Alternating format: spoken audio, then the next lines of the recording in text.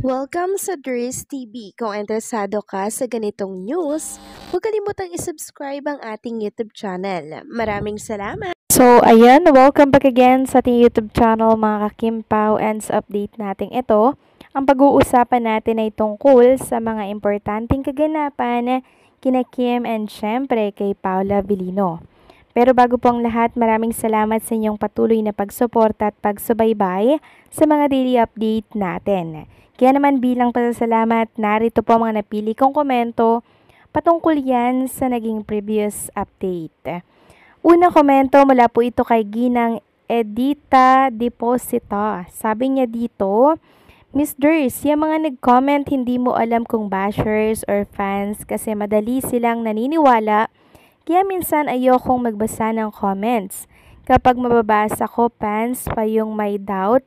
Sila sana kapag yung comment hindi naman maganda, wag mo nang i-post sa comments, fans na nga sila, may nega pa sila. Hindi ko mahaba pa comments nila tapos may nega sasabihin sorry Durs. Kapag yung mga comments mahaba na nega pa. God bless. So maraming salamat sa komento, Ginang Edetana or Edita Depositar. So may mga doubts sila minsan, no? Parang hindi po sila, parang alam niyo yun, parang hindi nila kilala si Kim and Paula Vilino kung mag-doubt sila, no? Pero syempre, hindi naman siguro natin sila masisisi kasi minsan tao lang din sila no? Parang nadadala sila sa mga fake news, 'di ba? So, minsan nagtatanong sila sa atin. Kaya madalas po nililinaw natin dito po sa mga update natin. Para nang sa ganon ay mawala po yung pagka-bagabag or pagkagulo ng isipan po nila, dala po ng mga nababasa po nila sa mundo ng social media. So, mainam din po yun na i-share nila yung mga nababasa nila nang sa ganun mabalidate natin na fake news po yan. Huwag po kayong maniwala sa mga ganyan. Di minsan or madalas, nagiging panatag po sila pag nababasa natin tapos pinapaliwanag po natin dito po sa mga update natin. Okay? So, maraming salamat po, Ginang Edita Depositor. God bless po sa inyo and mag-iingat kayo palagi.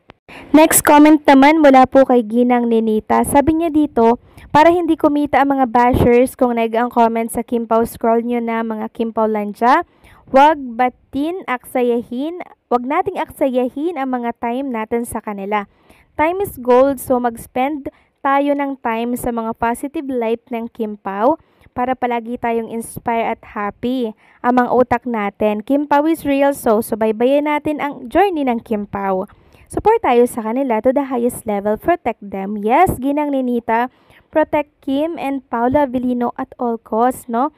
So, kung tayo ay mitiwala kay Kim and Paula Vilino, dapat ganun lang po yun. Hindi po tayo dapat magkaroon ng doubt, 'di ba? Lalo na kung kilala natin at subaybay natin si Kim and Paula Vilino. Kaya kung ano man yung mabasa natin dyan na nega comments tungkol kay Kim, kay Paula Vilino, huwag na lang nating pansinin kasi alam naman natin na yung mga taktika lang po ng mga bashers para ibagsak si Kim and syempre si Paulo Abilino. Focus lang tayo sa mga happy good vibes ni Kim and Pau, lalo na ngayon, ang dami po nilang project, ang dami nilang ganap, 'di ba? Pakabalik po ng Manila, magkakaroon sila syempre ng promotion, for press con. So another interview na naman ito for Kim and Paula Abilino at mga good vibes, happenings na naman yung makikita at mapapanood natin sa kanilang pag-promote ng upcoming series by November 7. So maraming salamat sa komento, Ginang Ninita. God bless po sa inyo and mag-iingat kayo palagi. So eto na nga, pag-usapan na natin mga kakimpaw ang mga topic na nakalap natin sa araw na to ng Miyerkules. So si Kim and Paula Vilino po mga kakimpaw ay nakarating na po dito sa ating bansa ng matiwasay, safe at ligtas. Katunayan po niyan, meron po tayong kakimpaw fans na nakapag-video po ng ganap kina Kim and Paula Vilino and talaga namang balot na balot sila dito. So si Kim Chu, todo ang nakamask po siya. Syempre, pag-iingat na rin po yun dahil sa kumakalat po na virus ngayon, mga sakit-sakit na kung saan matindi pa to, sa pangkaraniwan po na lagnat. Nakakap po siya ng color black. Si Paula Vilino naman, nakasuot ng hood, nakasalamin, tapos nakamask ng kulay black din. So, balot na balot parehas sila Kim and Paula Abilino nang sa ganun hindi po sila makilala at pagkaguluhan dito po sa airport. Kasi nasanay na po sila mga kakimpaw nung dumating sila sa Canada airport, 'di ba? Talagang pinagkaguluhan sila doon, mga kakimpaw. Syempre, ayaw na pong maulit 'yun ni Kim and Paula Abilino na nakakatakot tapos parang may ipit.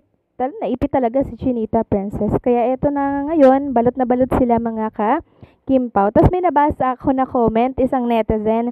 Sabi niya, balot na balot, akala mo naman pagkakaguluhan. Totoo po, pagkakaguluhan sila, kaya po sila ay balot na balot. Siguro hindi po niya alam na talagang pinagkakaguluhan si Kim and Paula Abilino, no?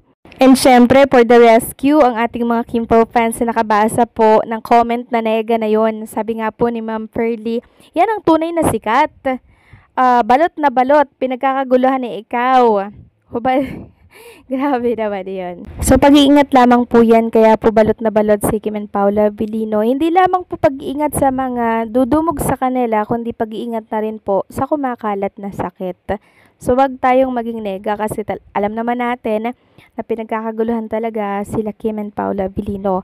So, maiksi lang ang video na yan mga kakimpaw. Magkasama sila na dumating dito syempre sa ating bansa. So, nasaan yun nagsasabi dyan na iniwanan daw ni Paula Abilino si Kim Chiu sa Vancouver, Canada kasi wala daw sa video nitong si JP. Dyan lang po at yan din po ang suot ni Kim Chiu nung time na nag-video si JP at ginawang Instagram story. Yan din po yun. Meaning si Paula Abilino andun lang po sa tabi, nag-aantay at nanonood ng ganap ni Chinita Princess kasama po si Gil Rose and syempre si JP. So ayan po, sabay silang umalis dyan sa NAIA Airport at magtatanong nga po, may nagtatanong kung sabay nga daw si Kim and Paula Abilino or isa lang daw yung sinakyan mga kakimpaw. At since maiksi nga lang po yung video, hindi natin nakita kung isang car lang po yung sinakyan ni Kim and Paula Abilino. Meron kasi mga nagtatanong na baka sabay daw si Kim and Paula Abilino, tapos isa lang daw yung car, tapos ay isang house daw uuwi. So, yan po yung mga palapalagay na mga fans. Alam naman natin ang mga fans, diba? Simpleng kasiyahan po nila yung mga ganyan na ganap ni Kim and Paula Abilino. Syempre, naghanap-hanap po ako ng kasagutan.